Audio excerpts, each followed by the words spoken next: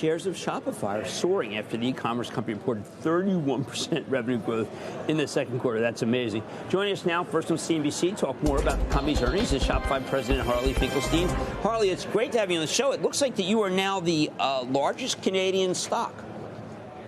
Well, I didn't realize that. I mean, look, the results you're seeing today, Jim, are from years of investment and building. And I think these results show that Shopify is steady, strong, and built on discipline. And we're showing up for our merchants every day, whether it's a random day in Wednesday in August or it's on Black Friday. And I think what you're seeing this quarter is us performing at our best. Harley, are you double-digit percentage of e-commerce? We are, yeah. So at a high level, we are now 12% of the U.S. e-commerce market. And obviously, our focus historically has always been on small businesses and entrepreneurship, and we are the entrepreneurship company. But this quarter alone, we're seeing Starbucks and Canada Goose and Burton and Miele and Michael Kors, all these incredibly large brands also joining us. And it proves that the playbook is working. Q2 GMV was up to $87 billion. That's 31% up. Q2 revenue was $2.7 billion. That's up 31%. And free cash flow was $422 million. So, if you're keeping count, that's 11 consecutive quarters of positive free cash flow and 8 consecutive quarters of double-digit free cash flow margin. And I think we're delivering consistent, durable growth here. That is extraordinary. Now, I know there were a lot of people who felt, I got to bet against Harley because the tariffs are going to crush them. I guess the tariffs, how bad did they hurt you? Yes, so to be clear, we are still growing really well across all our regions. We are monitoring, obviously, how things are going, but so far we are seeing no slowdown from the tariffs, and that includes up until early August, where we are today. So the merchants on Shopify, the millions of stores on Shopify are doing very, very well. They're finding new areas to sell. They're taking more of our services. Our expansion is well beyond just North America. We're obviously international growth is incredible. We're moving well beyond e-commerce into things like point of sale as well. And generally, Shopify is performing incredibly well. Well, let's go back to the nature of your company. If you're starting a company, any company of e-commerce, there's tremendous headwinds just to be able to get it started. If you go to your site, it's still clear this is the way to be able to get on. You onboard very quickly, and you start getting your checks very quickly when you start selling. What is the secret sauce behind your amazing numbers? Yeah, first of all, in terms of small businesses and large businesses, the key is to make sure that merchants on Shopify can sell across every surface area. If you go back years ago and you saw what we were doing when we began to see that social commerce might be something that was growing, we immediately integrated with all the major social platforms, whether it's Instagram or TikTok or Snap.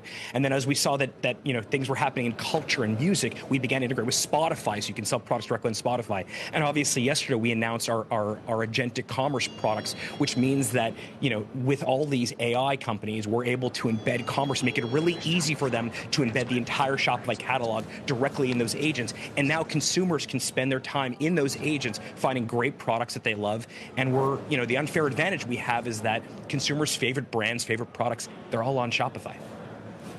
Harley, it's interesting to hear you say that the tariff impact has been muted so far. What are your expectations about the impact going forward? Look, we can't anticipate every change from any administration. What we try to do, and we've been doing this now for 2 decades, is to better prepare our merchants for whatever is coming. I mean, Carl, I was on your show literally the day after the pandemic hit, and we talked about how we were shifting to things like curbside pickup and touchless keypads for point of sale. Our job is to be the retail operating system for the millions of merchants that use Shopify. And the way we do that is by future-proofing their businesses. So whether it's things like tariff calculations, or it's things like moving online or offline during the pandemic, what we try to do is make sure that Shopify merchants are simply better prepared for anyone else. And what it's done is it's built this incredible trust battery with the millions of businesses that use Shopify. And the end result is that not only are small businesses coming to us, but the largest companies on the planet are also migrating to Shopify. And that's why you're seeing these incredible results. Right. Now, I understand that, and I appreciate the nimbleness of modern corporates, but comparing the tariffs to the pandemic might not be so comforting to some. Look, we've been hearing about the tariffs and even the de minimis changes since early March, and we just haven't seen anything yet. So we'll continue to monitor it, but so far we've seen nothing that changes our business or the business of our merchants. I mean, on the call today, we mentioned that we are seeing some increase of pricing by some of our merchants. We'll continue to monitor that, but beyond that, we haven't seen any slowdown. Harley, a broader question from me. Just I'm curious as to how you're using AI at the company itself and what your expectations are in terms of the efficiencies perhaps that you can introduce both for your customers but also for Shopify itself.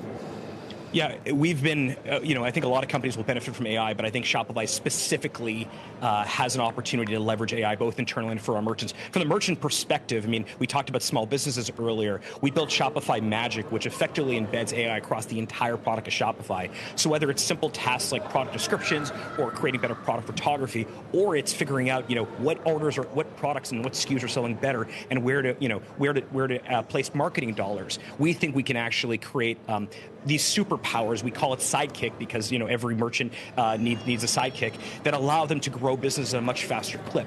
But internally, we're leveraging AI in two ways specifically. One is on making our product team and our engineering team a lot more efficient, but also from a support perspective, making sure that when you call Shopify, when you want to talk to someone, that the high quality conversations are done with a human, but those low quality conversations where you need something like configuring your domain, AI does a really good job of that. So we've been an AI native company for a long time. The way we think about it is being AI reflexive. And that's not just necessarily in the engineering team or support, that's across the entire company.